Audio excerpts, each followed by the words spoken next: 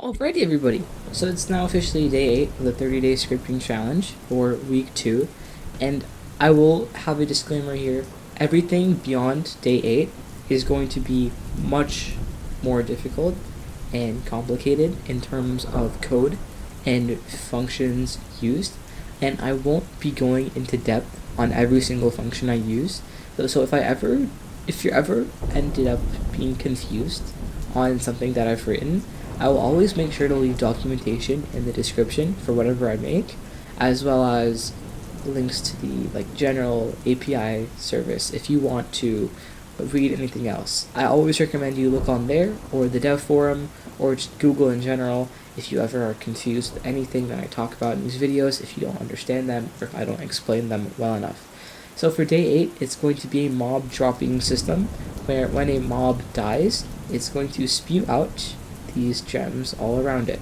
Now, the only things that I've done before making this video is I've set this R6 dummy here to 1 health, which is from day number 2, I believe, and I've also made this gem have a trail. This gem model have a trail, which was from our gem collector video. If you are not part of the 30-day scripting challenge, just make any model that you'll want to have dropped from the NPC, and then whatever NPC you want things to be dropped out of. And sorry if you're hearing any background noise. My cats are deciding to play in my room for some reason, and they're making a lot of noise. Besides that, let's get into it. First, we're literally just going to make a server script in a server script service, and we're going to call this script NPC drops. Now, because we're only going to do the actual dropping system itself, we're not going to add support for multiple NPCs, only the one NPC. So we're just going to get the NPC. So local NPC is going to workspace.r6, which is just the NPC that we're going to be working with, and then we're going to grab its humanoid root part, and that's going to be the NPC.primary part, which is the humanoid part. Now we're going to establish a couple of parameters here. So yeah, we're going to make some parameters which are pretty much just going to be the radius around the NPC and how fast we want the gems to drop from the NPC when it dies. Now the method that we're going to do is we're going to define a radius around the NPC, and that's going to be where all of the drops, all the gems can drop towards. And then we're going to have another value which will be how fast they'll drop. Alright, so we're going to get those two variables here. The radius, which will just equal 10 for now. This can also be a value from the NPC itself, so you don't have to have the radius be the same for every NPC. It can be different for every NPC, right? And then our tween time, which is just going to be how fast the drops are going to be. And then we're also going to define some raycast parameters, because as a part of the system, we're going to have it raycast to the ground to make sure all the drops land on the floor. So we're also going to set the filter descendants instances to a table, which will just have the NPC in it. What this does is it'll make the raycast either ignore or include everything in this table, and we're just going to say ray params.filter type will equal to enum.filter type.exclude, so it'll blacklist everything in this table. And that's that, basically. So now we're going to begin in the actual functions. Also, I forgot, I need to have the tween service, because we're going to be tweening, so real cool. Tween service equal to game::get service tween service. Now, the way we're going to have the drops work is it'll follow a Bezier curve, meaning it'll drop in an arc. It won't drop in a straight line, like how it would be linearly. It'll drop in a curve. Like if you were to throw a grenade in there, right? It'll look like a parabola basically, but not really. So we're gonna first get the quadratic Bezier function, which I will show you. I won't explain the function itself, because it's kind of complicated, not really. So if you're ever interested in how quadratic Beziers work, just Google it.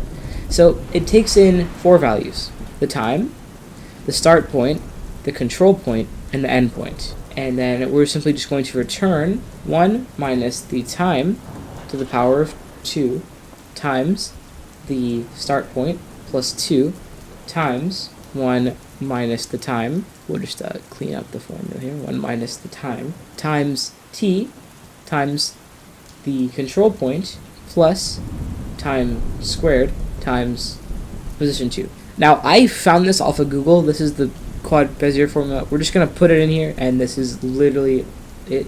Like, it's just as simple as that. That's the Bezier formula. And you can find it off Google, too, or literally anywhere. It's the same exact formula. Now, we're going to start the remaining stuff, right? So we're going to create a function called like launch or mob drop or whatever, which will just be launching the drop out of the NPC so it'll like fall on the floor. So local function launch, and we're first going to define the start point. So local p0 will equal to the humanoid root part dot position, and that's our starting point. And then we're going to work on defining position 1, which is going to be our control point. So to do that, we're first, actually, I need to get into a little explaining here just so things make a bit of sense. So we're going to first determine the direction that we're going to want the drop to go in. And it'll also be for our control point as well. So to do that, we're going to say local angle is going to equal to math.random times 2 times math.pi. So pretty much 2 pi, or 2 times math.pi, is a full circle if you were to compare it, if you were to look at it in radians. This is a full circle. And adding this math.random, which if you leave it blank, it'll return a value from 0 to 1, will give us a random like angle in our circle, which in this case will be where the drop will be going in. And now we're going to get the offset, which will be the vector3.new, and then we're going to do the math.cosine of our angle, which will be the x-coordinate, and then 0, we don't want it to have the y, and then math.sine of our angle, which will be the z-coordinate, and then times the radius. Oh, I put a period there, it should be a comma. So yeah, what this will do is it's going to now pick the spot on the edge of the, not the edge, at the circumference, basically, which will be our offset value. Now we're going to now define P1. So local position 1 will equal to the position 0 plus our offset plus vector3 dot new, and then 0, 10, 0. So we'll lift it 10 studs in the air to act as our like control point. So how the arc will, like how high the arc will go. Now I will say, if this is already getting complicated for you, I would highly recommend watching an in-depth guide, because I'm really bad at explaining things, or just like watching another YouTube video about it. But this is how it'll work. Now we're going to get the end position. So we'll say local end angle, and we're just going to copy this entire code up here. Local end angle will equal to the same thing right here, math.random times 2 times pi, and then our end offset, so local end offset, and then we're just going to copy this down. But now we're going to change something here. We don't want it to only be at the edge of the circle. We want it to be like sometimes a bit close or a bit far. So we're going to change this to math.random and then radius times 0.1 and then radius. So it'll pick a value between 90% less of the radius or the full distance of the radius. That way the gems will be really far away or really close, not past the radius, or else it'll be out of range, which we don't want. This is our endpoint. It'll determine where it'll go, and that's pretty much it. So multiplying it, oh oops, I didn't mean to do that. Delete that right there. This is pretty much going to give us random drops, and this is our endpoint, by the way. We don't want the control point to be that random. It's just going to be lifted in the air, so that way our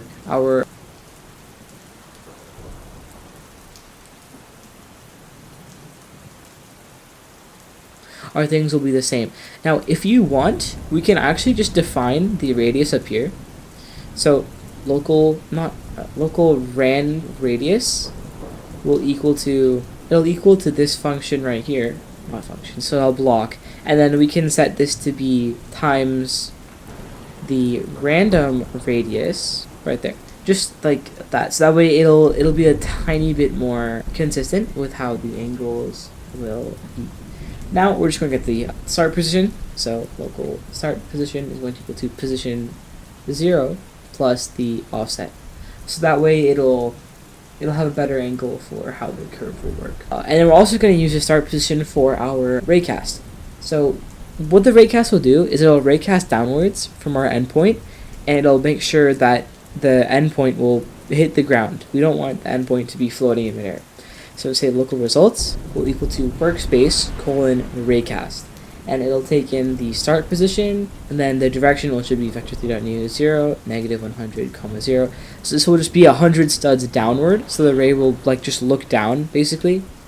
And then also our ray params, which we made before.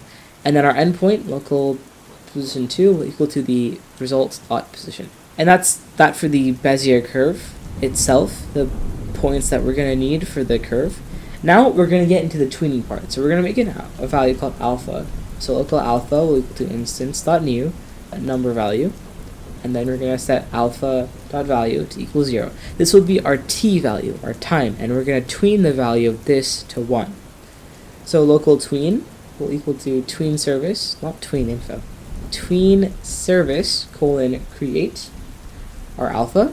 And then our tween info, which will be tweeninfo.new, which will just set in our tween time, and then whatever easing style we want. So I'll do enum.easingstyle.squint because I think it looks good for Bezier curves, and then the easing direction, but it doesn't really matter. It can be whatever you guys want it to be. And then what we're going to change our property table, so value, and we're going to tween it to 1, and that's it for our tween. So now we're going to get into, we're going to like loop through, we're going to make a loop and then have the thing tween along the Bezier curve. So the reason why we want to tween an alpha instead of tweening the part is because tweening stuff on the server is really unoptimized, and I'd highly recommend using like a third-party module. I know there's one called like RepliTween. I don't exactly remember, but I do know that there is a module that you can use that makes server tweening like really good.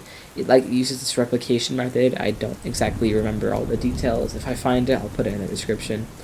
Actually, we need run service here, so let me just get that at the top here.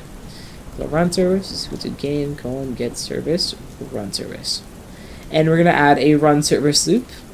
So local connection, and then connection equal to run service, not run service, the heartbeat. Sorry, colon connect function, and then we're going to get our t, our time. So local t will equal to the alpha.value, and then local position will equal to the quad Bezier, our time, our position 0, our position 1, and our position 2. And then we're now just going to set whatever drop we want to be the position that we just returned. So in this launch function, we're going to send over the drop, which will be a model or a part, whatever, right? And this is what we're going to be moving. So in this case, we're going to say drop dot primary part dot position equal to position. And then now we're just going to check if t is greater than or equal to 1, then we're going to disconnect the function, and we're going to destroy the alpha value. So this way, what will happen is once this is equal to 1, we'll know that tween is completed, and we can cancel this. So that way it'll loop through, and it'll slowly move the part along the Bezier curve until it reaches the end, in which case everything will be destroyed. And then at the bottom here, we're just going to call tween colon play. And that's that for our launch function. Now, the rest of it, we're just going to say npc.humanoid.died connect function. Now, I know some people don't use humanoids because they're really laggy. So instead of using npc.humanoid.died, you can use whatever connection you have for when you want your NPC to die. In this case, if the NPC has its own custom value for health, instead of using a humanoid, you can just check for when that value is 0 or less than 0, and then connect that to a function. But we're just going to use npc.humanoid.die just because it's there and it's simple. Alright? We're simply just going to, for instance, we're just going to say that the NPC will drop 10 gems. Okay? So we're going to put this in a loop. So for I equals 1, 10, 1, do. So for loops like this, we have where the current loop is, how far it'll go to, and the increments. The steps. In this case, it'll be going up by 1, right? We're going to say local drop is going to equal to workspace.gems.gem clone. Drop.parent will equal to workspace.gems. And then drop.name will equal to gem, and then dot dot I, just to have it be cool, you know. But whatever, if you're not using a gem, then it doesn't matter. It can. This is just a placeholder, so the actual dropping system itself can be tested. Why is one thing like that? Okay, perfect. Now what we're gonna do is we're gonna call the launch function. So we're just gonna say launch and then our drop. Now, usually what you'd want to do is you'd want to pass in the values of the NPC that you want it to connected to. So in this case, we're just going to get these values right here, and we're gonna put them here inside of our function, and then inside of here we're gonna take in the NPC and the HRP values, and we're just gonna pass them in here. So NPC and then HRP, the human root part. So that way you'll have more customization for what NPC died. Oh, actually, we should probably put this out here. We'll put it below, so you know. And then you can send in the NPC that died and its human root part to the function. Now, just one last thing to make sure that this will run continuously and it won't spawn a gem and then wait for the next one. So task.spawn function, which what this does is it'll make the code run in parallel, meaning it's gonna call this function, but it's not gonna wait for all of this to be executed. It's gonna call it, have this run in the background, and then immediately go to the end and return back to the loop. But this isn't actually parallel. It's still technically serial. I'm not gonna explain that, but for this case, it's gonna work like that. And there we go. That's pretty much all we need. So let's go test it out. It should work. If it doesn't, debugging time it is. So we're going to kill the R6, and as you can see, all of the gems flew out of the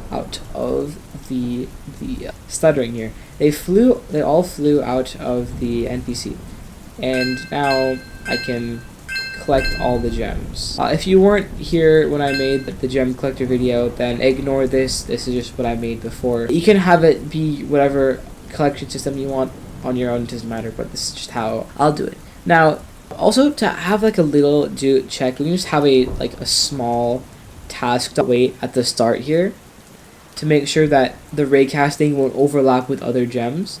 Or you can just have the gems be added to the raycasting exclusion folder, whatever. But now we kill it and all of the gems will fly out.